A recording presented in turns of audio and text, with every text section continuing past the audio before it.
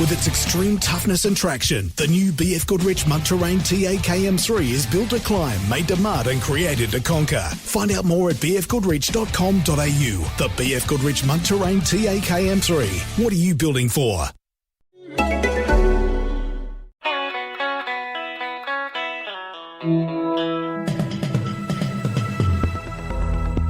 You're listening to Errol Parker and Clancy Overall, editors of the Batuta Advocate, on Desert Rock FM.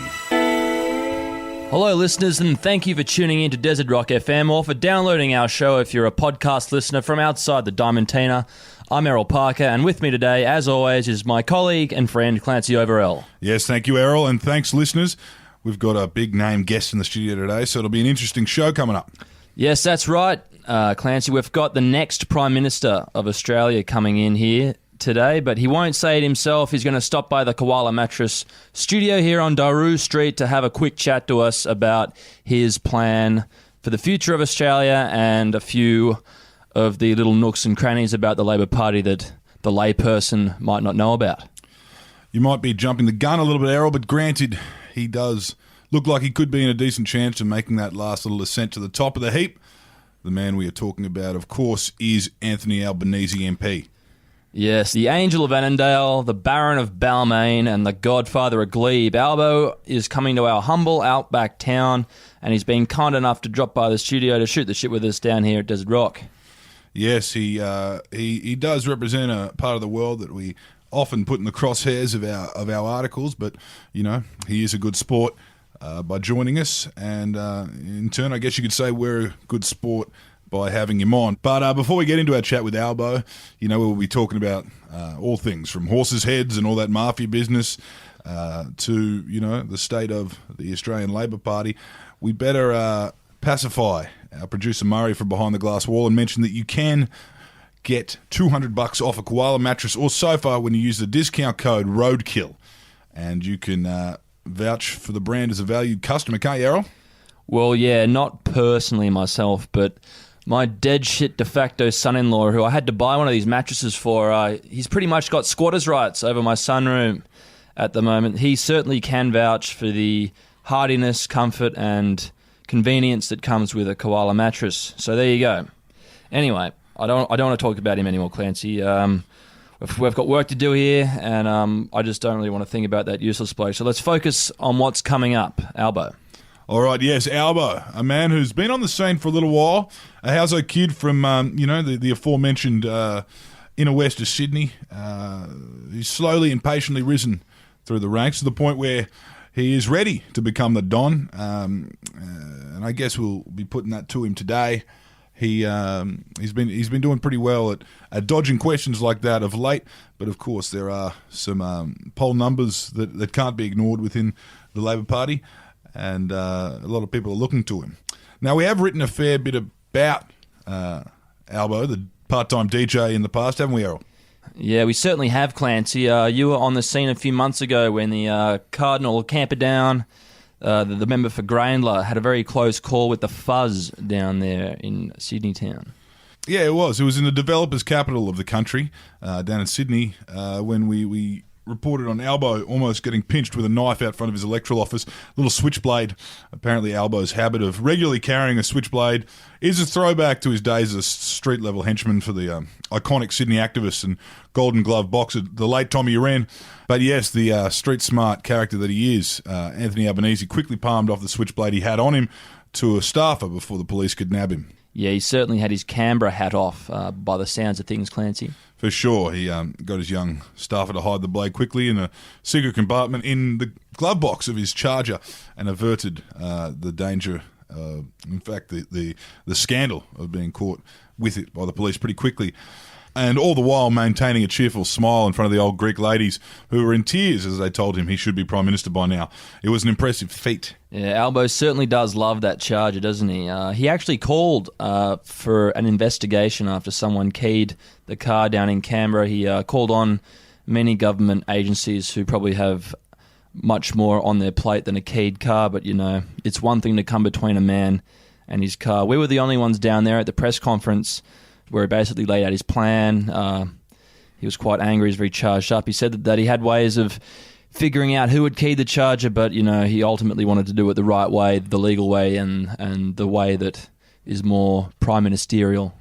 Yes, he told us he had a fair idea who the culprit was, clearing Christopher Pyne pretty early in the piece, but he did threaten whoever it was that keyed his Valiant, if they weren't apprehended and made accountable by the law and the government agencies fit to do it, he would be looking to give them a Henson Park kiss if they kept fucking around with it, which I believe a Henson Park kiss, Errol, is where you put your go card, I guess that's with a bus card, in someone's mouth, and then punch it. Yeah, it's certainly not the type of kiss you'd get from Christopher Pyne. That's definitely not. I don't think we ever actually found out what happened there, though. No, you don't really find out those kind of things. People like Albo, Mr. Albanese, if you will, get pretty smart when it comes to sorting things out on the side. I'm sure he got to the bottom of it, and whoever it was won't be doing it again. We did do another story about the member for Grainland more recently. Yeah, we did. We exclusively covered Albo's trip to a local parish priest, where he asked the man on the other side of the confessional to forgive him for what he was about to do to Bill Shorten, whatever that may be. The confessional, apparently it lasted for about an hour. At one point, Father Eric actually pulled back the curtain to try and find a shred of humanity left in Albo's eyes.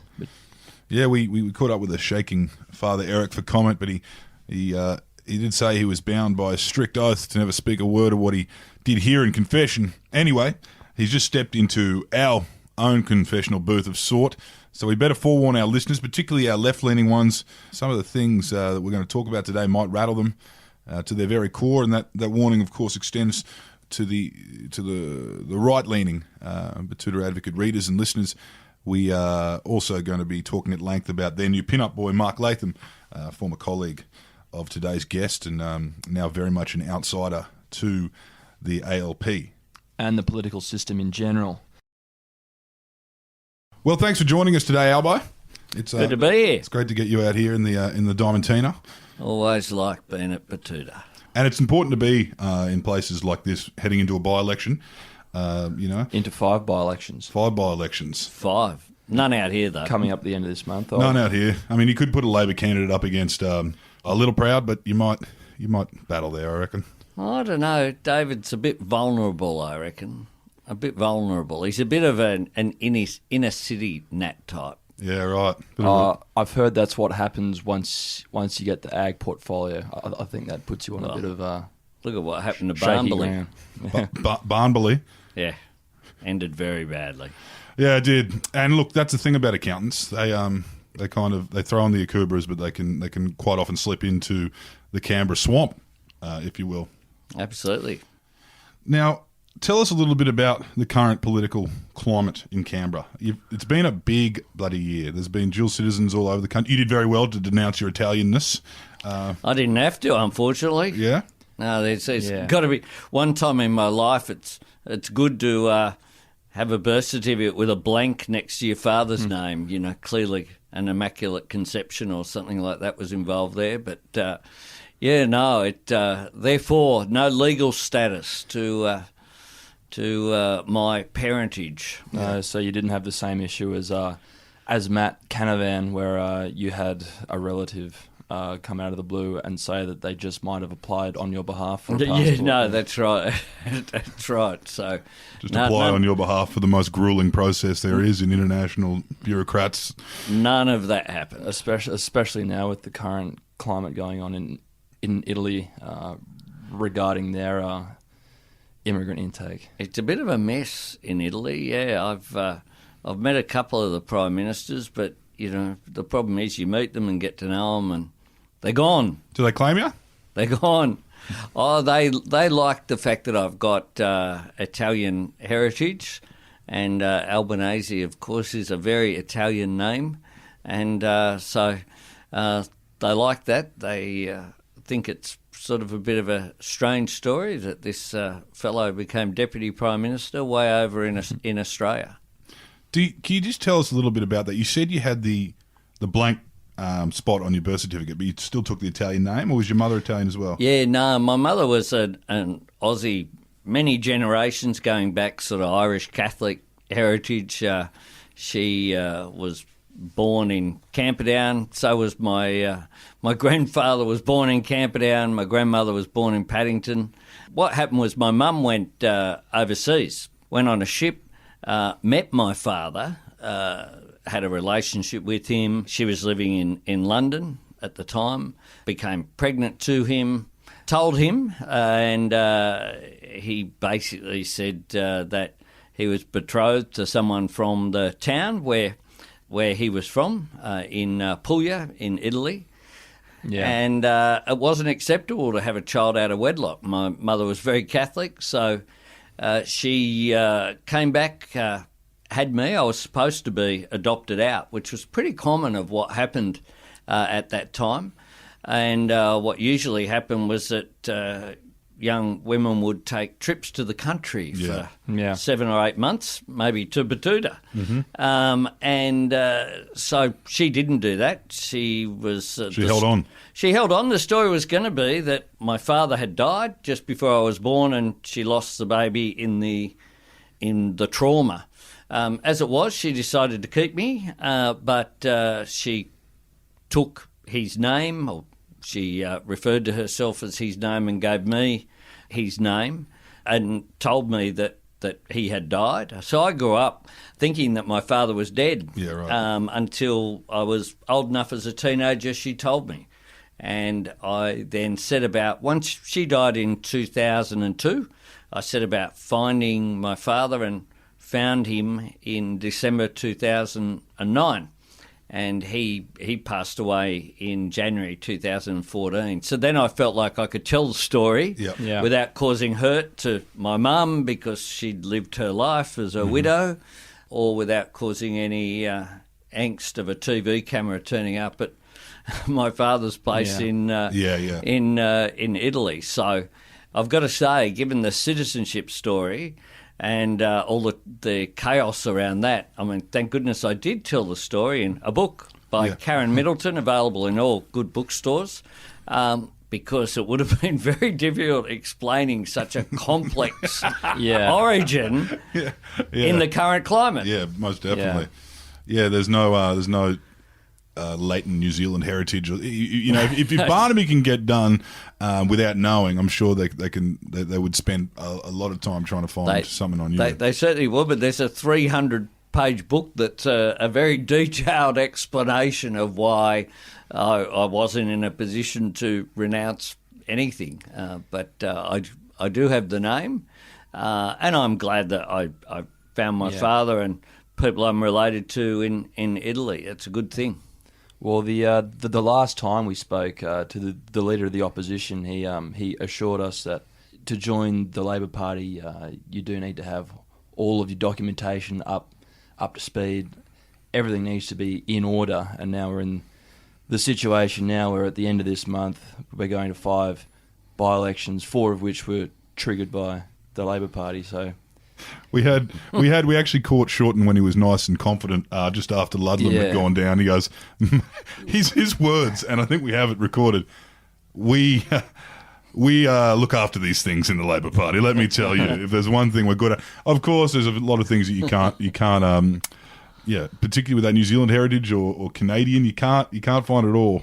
So, do you think now they're going to try to model the application process around you, whereby to join the Labor Party you do need a 300-page anthology that details it's almost and your like background. that, I've got to say.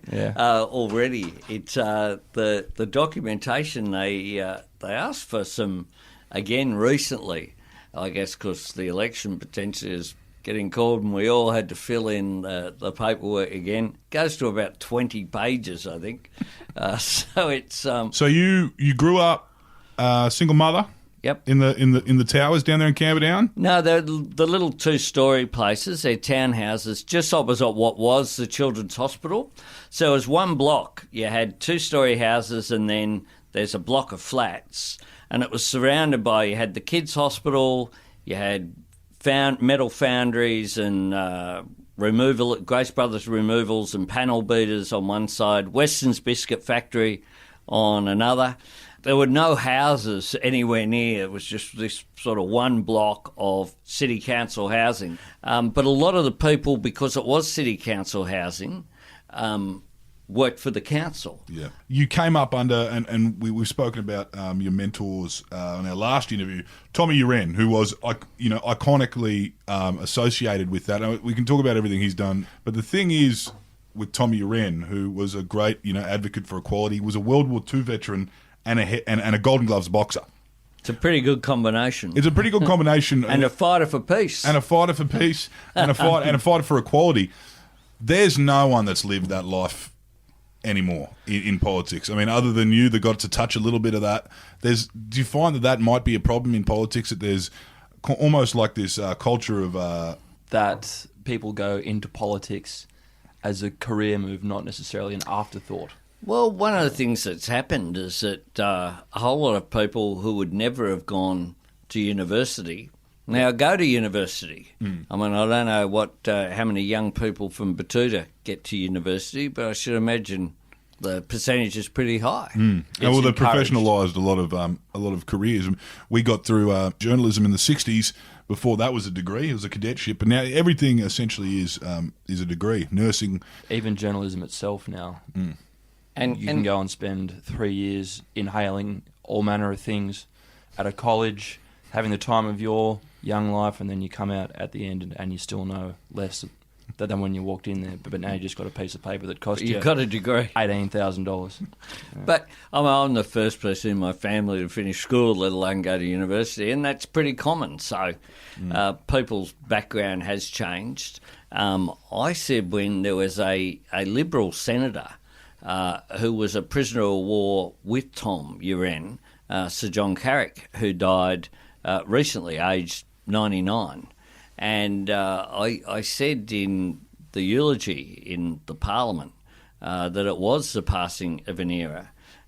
These guys, being former Japanese prisoners of war, knew hardships beyond what we've experienced. And it's a privilege if you can learn off those people. And I had a relationship with John Carrick, not like I had one with Tom, who I was very close to. But nonetheless, we met through Tom and kept in contact. These guys dealt with horrific conditions as former Japanese prisoners of war, but they weren't bitter at all either. They were very worldly. Tom came back. He was actually a manager at Woolworths as well in Lithgow. Ooh. And then he came to Western Sydney and ended up being a member of Parliament. But he certainly didn't think that would happen, I'm sure, as he was at Changi or serving on the Burma-Siam Railway. Yeah. It's an interesting thing that there's a lot of, that era, there was a sense of compassion that might have even been beat into them that they could carry. And do you feel like there might be people coming from the upper echelon with the path kind of written for them? Tony Abbott is an example. He didn't. He wasn't exactly. Compassion isn't a strong word for Tony Abbott. He wasn't exactly living off food stamps. No. He was at Riverview with Barnaby. Do you think you would be one of the few sitting MPs that has been in a fist fight before? Oh no, there's probably a few. Barnaby, I guess. Barnaby used to be a bouncer. Yeah, after a bit of sugarcane champagne, I think Barnaby had light up. Well, that could even be in their party room the way they're going. And certainly Tony Abbott was a pugilist. But Tony Abbott never fought on the pebbles, though. It was always in the ring at Oxford. Things were a bit different in the inner city, I guess, in the 70s. You sorted a few things out. And can you tell us about the day you got made into the Italian kind of community? We've written a few articles about Albanese and the suits that you often wear and the relationship you maintain with the fruiterers in Griffith. I'm glad you appreciated my dress sense. On that day, I think something about a black tie with a black shirt is. No, it was actually a very rich purple tie.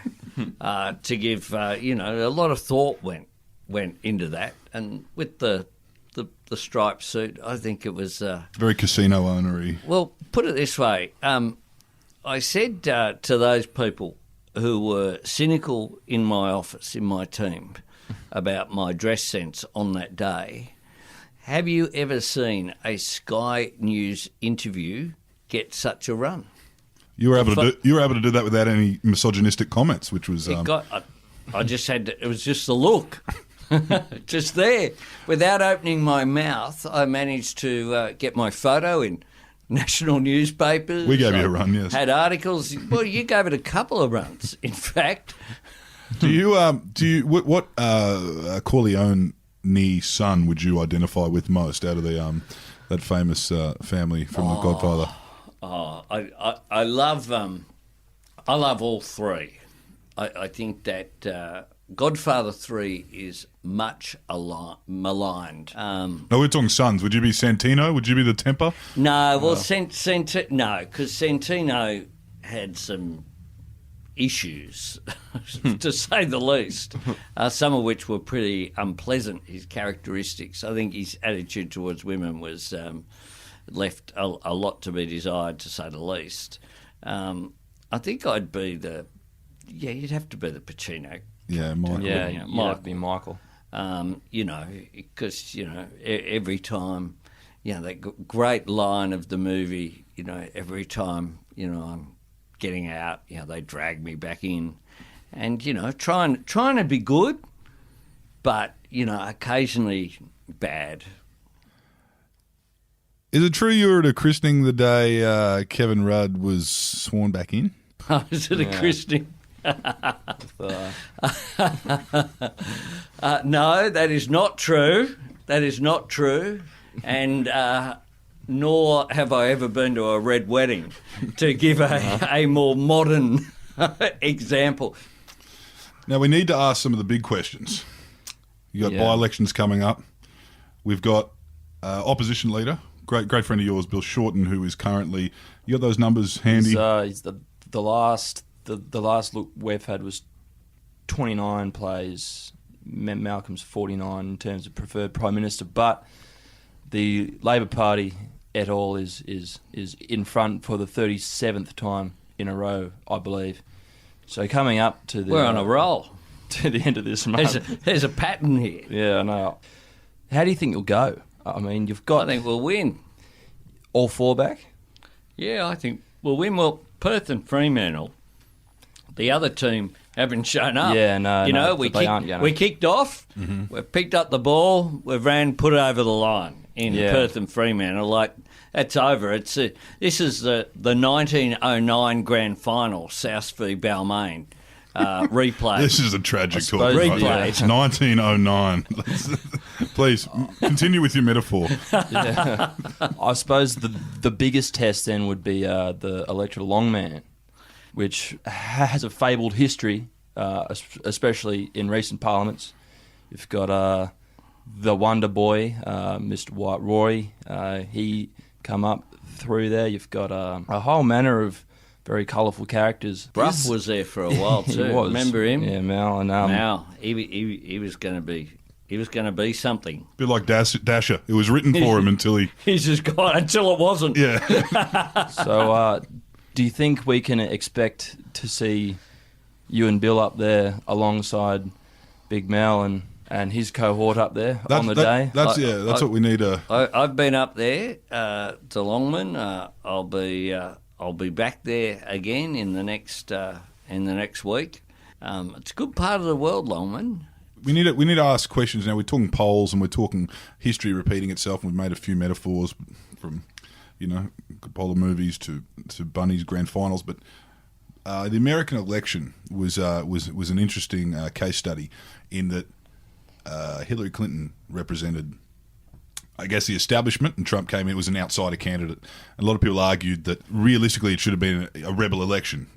Bernie Sanders could have done that. Now we had. With Shorten and Abbott, 2 years ago? They were the two, leader of the opposition and the Prime Minister, both representing the establishment, I guess you could say. Turnbull shot through, knocked off Abbott as the, single, probably different story, but only a couple clicks down the road from you was single father, self-made politician, and now you've got that man up against Bill Shorten, who's still got a little bit of that Hillary complex.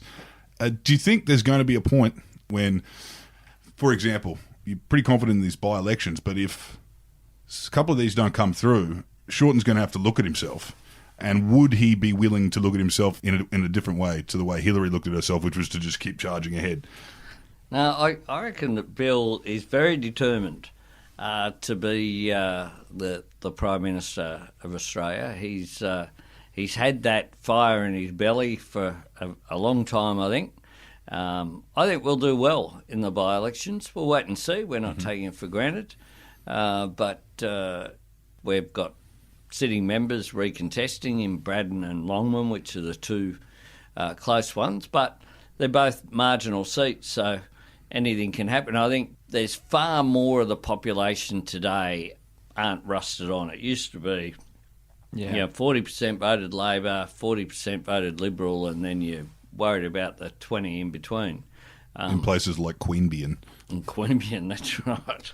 In the great seat of Eden Monaro down there in the cold country. It's very different now, so politics is more volatile. We'll wait and see what happens, but I'm very hopeful that we'll win, and that will be a lead up to a win in the big one, which will happen sometime at the end of this year or at the beginning of next. So we're getting a fair bit out of you using metaphors. Let's use another one that you might be comfortable with. Are you the third Burgess brother sitting on the bench at the Bunnies Grand Final 2014? You ready to run on there when your big brother breaks a cheekbone off the kickoff? See, Sam stayed on. All right, good old Sam. He played the whole game there, Clance. That metaphor doesn't work, mate. See, but he did run on in the end. South players are tough, broken cheekbones, broken jaws for Johnny Sattler. He just referenced the 1909 Grand Final. I should have known that I was going to be stumped on that one. Are you Kalen Sattler Ponga? Was 1970. Are you Kalen Ponga sitting on the bench for Queensland Game 2 this year? Well, I'm certainly a playmaker, and I play my role in the team. But I'm not the captain. Bill's the captain, and he's doing a good job as the captain. Mm-hmm. So you're not going to go kind of Cherry Evans on him? No, don't. I'd never do anything in a Manly jumper for a start. So that immediately can be dismissed. I'm sort of play around the scrum base somewhere. Mm-hmm. Pass the ball, take the ball up occasionally. I'm more like a, Tommy Radonicus type of halfback. Yeah, right. Terrific. Have a crack. Tell us a little bit about Dastiari. How did you feel when you saw that all unfold? Did you think, mate, you're playing with fire? Poor old Dasher. He's a mate of mine. I think he made some mistakes and he paid a pretty big price. In the scheme of things, yeah, he's paid quite possibly the heaviest price for quite possibly the smallest misdemeanor over the past year in that ivory castle down there in Canberra. Yeah, well, he certainly did. But I ran into him the other day, and he's pretty happy. I think he's doing well. There's rumours about a TV show. Mm-hmm. He's appealing on. He might be our next Latham on another station. No, he'd never be. Don't say that. That's the sort of that's like dropping a bomb that is completely unacceptable. Comparing anyone to Mr.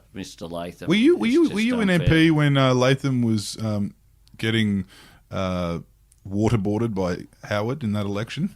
Yeah, I was. It ended very badly. Well, I think, to be fair, he was doing that to himself largely. Yeah. I remember seeing the handshake outside. You've cooked it, mate. The studio. I just thought, the whole world just saw that pent up aggression. He. Did you know he was a fuckwit back then?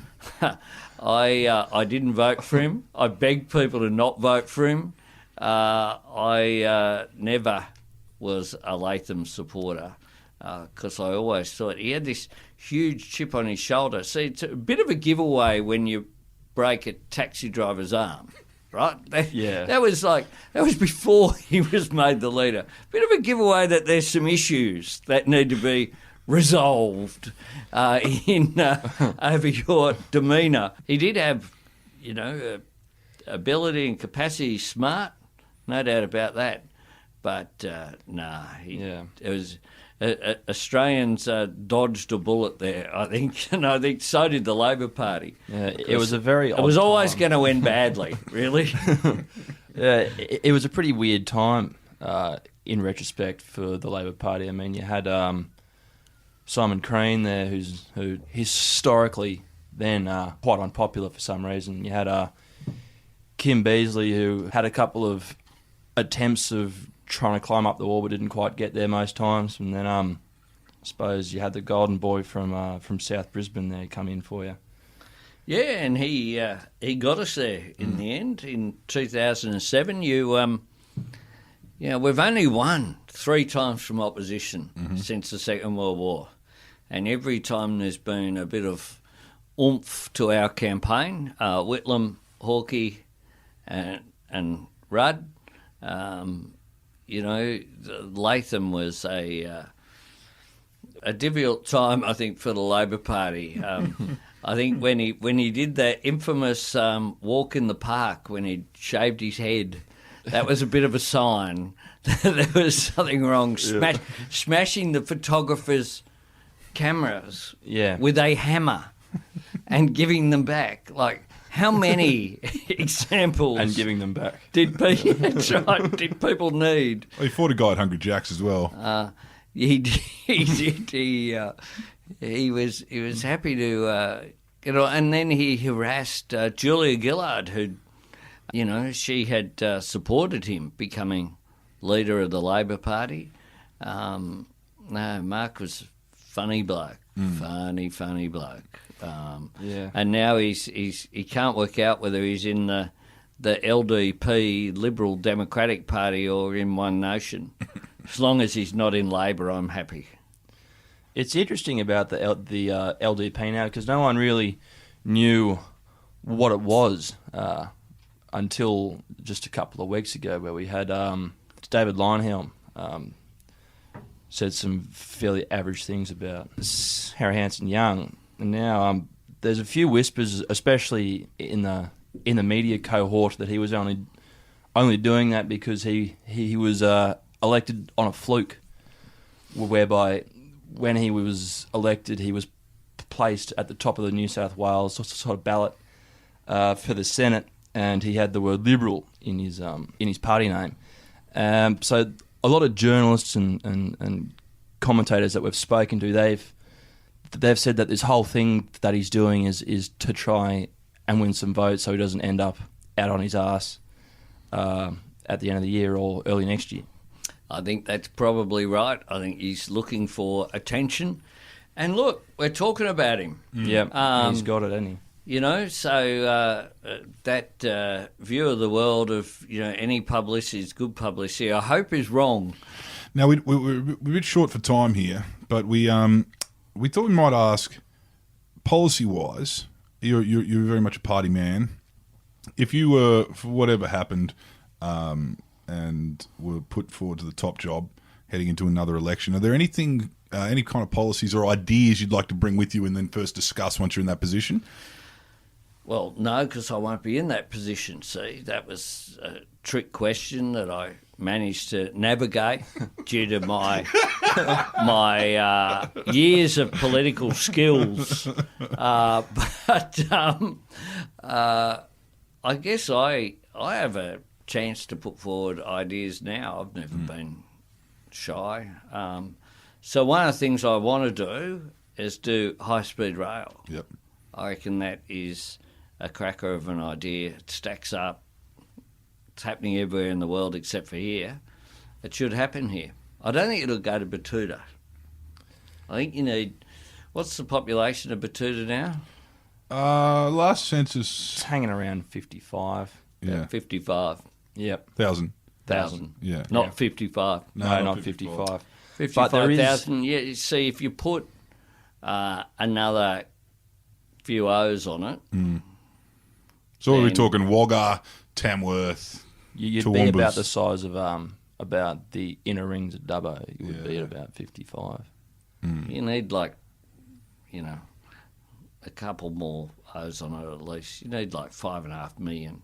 All right, well... So I don't think Batuta's going to grow to that. Not in the short term. We will put the young men and women of Batuta on notice, but just there's one policy that we just like to thank you for on behalf of the good folk down the road at the Batuta United Breweries. Your long and hard work to make the lives easier of all the small brewers around the country. They'd like to buy a beer after this. It's been a short ripper. interview's over. It's quite good. It shows that you can do some things from opposition and get some change. It's a big win. Yeah, it is a big win. And the government tried to get out there and claim it because it was their budget after all. But fortunately for me, I mean, no one believes that Scott Morrison knew anything about craft beer. It just didn't wash. He's more of a pure blonde kind of guy. He's more a, light beer shandy kind of guy. I More think. of a Bit of Hillsong in him. red wine on a Sunday night. Yeah, I'm not even sure if it goes that far. Maybe Unless he's taking communion. Maybe on a Saturday night. A little bit of... Maybe Sunday morning. Maybe Fleetwood on a Mac. Saturday night. Now, another metaphor, and we'll finish with this one. You seem to be good friends with Christopher Pine. If there was a scenario where there was an earthquake or a lightning strike or an explosion at Parliament House and you had to form your own party with the survivors across all parties, who is there anyone you reckon you could bring with you to form your own party with? Wouldn't you like to see Christopher Pine as the Minister for Sport? Well, defence is... He's a natural. He's a natural for it. Well, I'd also like to see you having to wrangle Bob Catter as the education minister. That'd be good. Education and Bob Catter, well, that would be a fit. There's no doubt about that. But you'd think that you'd put Bob Catter in charge of industry. He'd be fantastic. He would. He'd get stuff built and done. like his inland canal idea. Yeah, the last time we spoke to him, he said he needed $9,000 million to build a canal from the Gulf into Mount Isa. He said, if you take the rails out of it... That's quite eerie, You've spent too much time with Bob Catter. Yeah. No, he's a good man. Bob Catter is a good man. He's a good mate of mine. We actually have, here's a little known fact. In Parliament House, Bob Catter is on the first floor. Above us, we have our own little stairwell. There's nowhere, no one else to the end of him and no one else to the end of me. Just a little stairwell. The only people who ever use it are people from my office and Bob's office for the secret little arrangements that we have. Going up for birthday cake or coming down. He doesn't drink, Bob. Just milk. No, only milk. I Yeah. guess you'd say, I reckon you would have got pretty good odds on suggesting to your listeners out there, if you said to them, what sort of beer does Bob Catter like? I reckon none of them would have said none of the above. None of them. I mean, it just doesn't quite fit, does it? Well, I guess. Do you think Bob's going to miss you when you move office into the big house, house? He's still trying. He's still trying, mate. Bob will go wherever I go. He's how good's Bob? He's managed to recruit a new bloke who hasn't been elected by anybody, but still, he's managed to recruit him a new senator. That was Fraser Anning. He's doubled in size. Yeah. Love his That's an act of genius from Catter. pro drinking policies. He's big on getting kids on the grog early so they avoid There's doing not drugs. too many people left in the Red Room that have been elected to the party that they are in there. That's true. These days, That's true. It's a bit of a revolving door. I got introduced to someone recently. I won't say who it is, and they got introduced by someone, do you know? He said, I went, oh, no. He said, yeah, pleased to meet you. And, what do you do? He said, I'm in the Senate. I said, oh, congratulations. That's how it's been the last few years for you. Yeah. Well, good luck in the next election, and I'm interested to see who you pick as your deputy. But it'll be an interesting one. All the best, Mr. Albanese. Thanks, guys. It's been terrific as always. Thanks for coming all the way out here, mate. And good luck with the bullet train, speed rail. Speed rail. Yeah, whatever. People call it different names. What's the Japanese word? The bloody fuss at Shinkansen. Shinkansen. All right. Well, good luck with the Shinkansen. We look forward to having a station near here. Near here. Give or take a couple of thousand Ks. At Birdsville. Yes, we've gone a bit over time this week. Very interesting interview there with Mr. Albanese. Errol, I thought we might be able to get him to slip, but he's pretty well trained. He's been in this game a while. No matter how many metaphors, be they Godfather or South Sydney Rabbitohs related, he managed to avoid saying anything that'll result in a hot take on ABC Radio National anyway. Yeah, it was like trying to juice a banana, Clancy. Very hard to get anything out of Albo, but, he's a seasoned poly.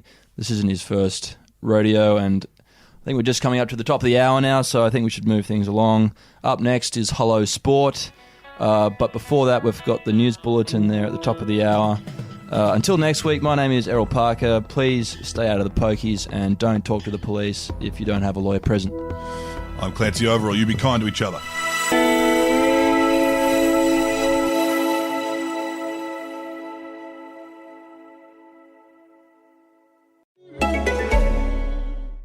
With its extreme toughness and traction, the new BF Goodrich Mud Terrain TAKM3 is built to climb, made to mud and created to conquer. Find out more at bfgoodrich.com.au. The BF Goodrich Mud Terrain TAKM3. What are you building for?